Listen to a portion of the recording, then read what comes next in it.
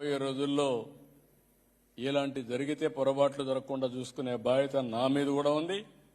దీన్ని సరైన ట్రాక్ లో పెట్టే బాధ్యత ఎన్ఆర్ఐలుగా మీ మీద ప్రజల మీద ఉందని చెప్పి మరొకసారి మీ అందరికీ విజ్ఞప్తి చేస్తున్నా.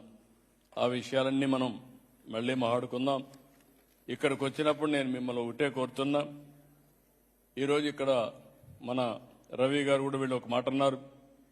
ఈరోజు సింగపూర్లో బెంగాలీ, హిందీ, తమిళ్ రెండో భాష కింద వాళ్ళందరికీ కూడా ప్రోత్సహిస్తున్నారు.